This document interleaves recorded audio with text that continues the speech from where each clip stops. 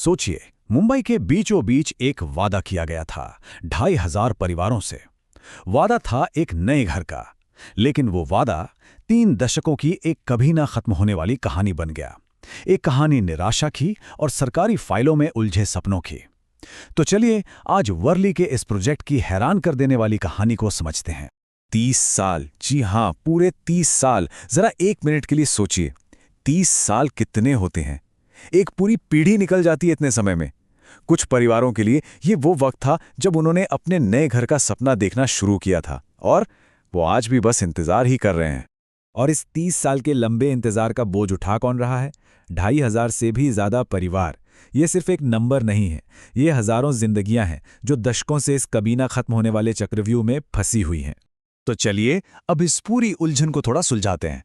देखिए, ये सिर्फ कोई आम जमीन का टुकड़ा नहीं है।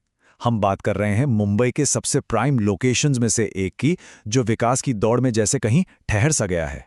तो प्लान ये था, वर्ली कोलीवाड़ा के करीब 6 एकड़ जमीन पर 2,500 से ज्यादा परिवारों के लिए एक नया भविष्य बनाना था। सागर दर्शन और चैतन्य साई नाम के ये प्रोजेक्ट्स उम्मीद की किरण जैसे थे। वादा था एक पक्की छत का, लेकिन जैसा कि हम देखेंगे, वो वादे कहीं हवा में ही खो गए। अब सवाल ये उठता है कि आखिर ऐसा हुआ क्या, जो प्रोजेक्ट 1990s में शुरू हुआ वो आज तक पूरा क्यों नहीं हो पाया? ये कैसे मुमकिन है? असल में ये कई दिक्कतों का एक कॉकटेल था।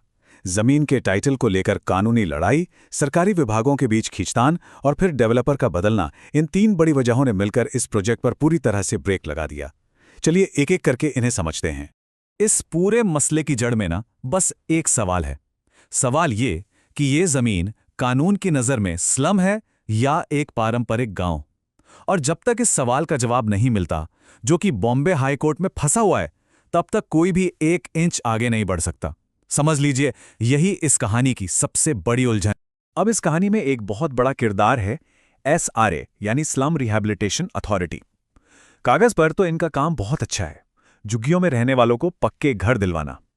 लेकिन इस केस में वो भी कहीं ना कहीं इस समस्या का हिस्सा बन गए, और यहीं पे मामला और भी पेचीदा हो जाता है। SRA अब डेवलपर पर उंगली उठा रहा है और कह रहा है कि वो अपना काम ठीक से नहीं कर रहे। उन्होंने डेवलपर को हटाने के लिए एक नोटिस भी जारी कर दिया है, जिससे एक और बड़ी अड़चन पैदा हो गई है। अब कहानी में एक नया मोड़ आता है। हाल की कुछ घटनाओं ने, खासकर दिसंबर 2025 में जो हुआ, उसने इस प्रोजेक्ट को एक ऐसे चौराहे पर लाकर खड़ा कर दिया है जहां से आगे का रास्ता तय होगा। देखिए, सिर्फ 1 साल में ही सब कुछ कैसे बदल गया।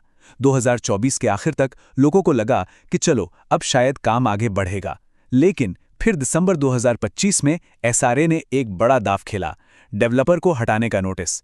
इसके खिलाफ निवासियों ने जोरदार प्रदर्शन किया और अब सबकी नजरें एक जरूरी सुनवाई पर टिकी हैं। तो अब सबसे बड़ा सवाल यही है ना?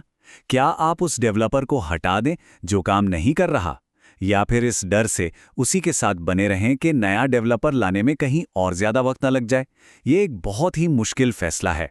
तो आगे के 3 रास्ते दिखते हैं और तीनों ही अनिश्चित हैं। या तो SRA डेवलपर को हटा दें, या फिर एक नया डेवलपर लाया जाए जिससे लोगों को डर है कि कहीं एक और दशक न बीत जाए।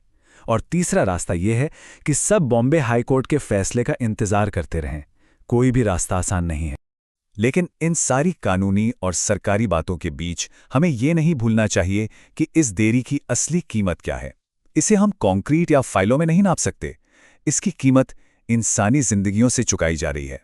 वादा था एक पक्की छत का, हकीकत बनी दशकों तक किराए के घरों में भटकना। सपना था एक नई शुरुआत का, हकीकत बनी एक पूरी पीढ़ी का लंबा इंतजार। और लक्ष्य था शहर को बेहतर बनाने का, नतीजा सिर्फ और सिर्फ निराशा। इस देरी का असर हर तरफ हुआ है। सबसे बड़ा असर तो इंसानी जिंदगियों पर पड़ा है। कई लोग तो अपना घर देखे बिना ही दुनिया से चले गए। फिर इसका राजनीतिक असर भी है। वो सारे लोग चुनाव का बहिष्कार करने की धमकी दे रहे हैं, और आखिर में इसका असर बाजार पर भी पड़ा है, क्योंकि अब निवेशक भी ऐसे प्रोजेक्ट्स में पैसा लगाने से डरते हैं। तो आखिर में हम इस पूरी कहानी से क्या सीखते हैं? देखिए, ये सिर्फ एक नाकाम प्रोजेक्ट की कहानी नहीं है। ये हमारे शहरों के काम करने के तरीके पर एक बड़ा और गंभीर सवाल खड़ा करती है। तो असली बात यह है, ये पूरा सिस्टम 2 चीज़ों पर टिका है। एक, डेवलपर के पास काम पूरा करने के लिए पैसा हो, और दूसरा, जमीन का टाइटल एकदम साफ हो। जब भी इन दोनों में से एक भी चीज गड़बड़ होती है तो विकास का सपना एक सामाजिक त्रासदी में बदल जाता है, ठीक वैसा ही जैसा वर्ली में हुआ। और उसका मतलब यह है कि सिर्फ नोटिस भेजने से काम नहीं चलेगा। इस तरह की उलझी हुई समस्याओं को सुलझाने के लिए एक अलग नजरिया चाहिए, एक वॉर रूम जैसा नजरिया। मतलब सारे बड़े लोग एक कमरे में बैठें और तब तक ना उठें जब तक समस्या का हल ना निकल जाए। हम आज की बात इसी सवाल पर ख़त्म करते हैं। जब सिस्टम फेल होता है, जब योजनाएं दशकों तक धूल खाती रहती हैं, तो इसकी असली कीमत कौन चुकाता है? इसका जवाब उन 2500 परिवारों के 30 साल लंबे दिल तोड़ने वाले इंतजार में छिपा है।